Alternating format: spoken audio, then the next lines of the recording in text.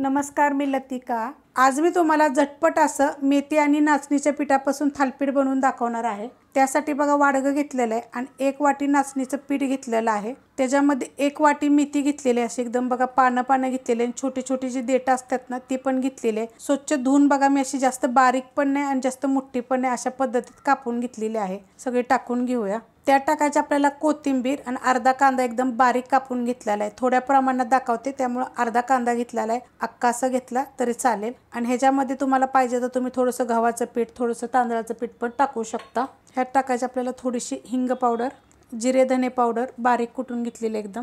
आता ह्याच्या टाकायचे बघा 6 लसणाच्या पाकळ्या, अर्धा इंच आलं आहे आणि 3 हिरव्या मिरच्या आणि थोडासा ओवा असा कुटून घेतलेला आहे। ओवा तुम्ही हातावर चुळून जरी घेतला तरी चालेल, पण अशा पद्धतीत कुटलं की नाही की थोडी चव छान येते। थोडीशी टाकायची आपल्याला हळद, चवीप्रमाणे टाकायचे मीठ। आता हे पहिला आपण मिक्स करून घेऊया।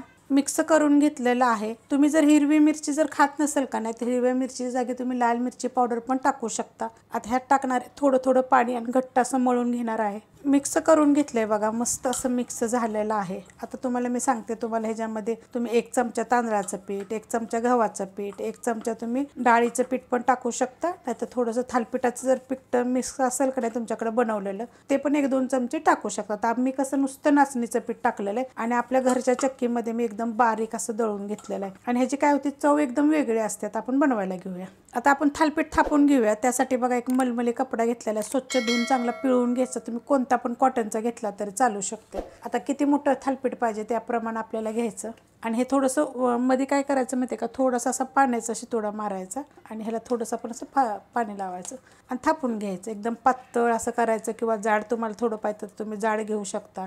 आता ह्या थंडीच्या दिवसामध्ये का नाही थोडंसं नाचणीचं, आता मी आज तर नाचणीचं सूप बी टाकलेलं आहे। करून बघा, खूप साऱ्या थंडीच्या रेसिपी मी पहिल्या पण अपलोड केलेल्या आहेत। ही एकदम आता मी पातळ असं करून घेते बघा, अशा पद्धतीने मी थापून घेतलेलं आहे। आता काय करायचं, पाण्याचं बोट घ्यायचं आणि असे 4 होल करून घ्यायचे। जास्त केले तरी पण चालतात आणि एक जरी मध्ये केला तरी पण चालतो। पॅन ठेवलाय बघा गरम करायला, तवा जरी ठेवला तरी चालेल।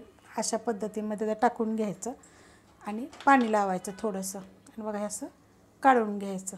गॅस आहे मीडियम। आता मीडियम गॅसवर आपल्याला भाजून घ्यायचं। जर तुम्हाला पाहिजे ना तर थोडासा असा पाण्याचा शितोडा मारून ह्याच्यावर झाकण ठेवलं ना तर चांगलं वापरलं जातं। आता 1-2 मिनिटांना काय करायचं माहिती आहे का, असं थोडंसं तेल सोडून घ्यायचं। ही जर अशी थोडीशी होलं बारीक जर असली की नाही तर थोडीशी मग बोटानं आपण असं टाकल्यानंतर थोडीशी मुठ्ठी करू शकतो। पलटी करून घेऊया बघा, मस्त असं भाजलं गेलेलं आहे। एकदम खरपूस भाजून घ्यायचं। खालची साईड आपण भाजली का बघूया बघा, मस्त अशी भाजली गेलेली आहे। त्याला असं थोडंसं आपण मग तेल लावू शकतो आपण असं।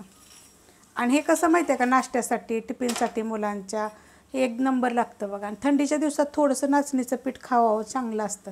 असं थोडंसं दाबून काय करायचं, भाजून घ्यायचं। मस्त बघा सगळ्या साईडून अशी भाजली गेलेली आहे बघा, पाठीमागच्या साईडनं पण अशी खरपूस अशी भाजलेली।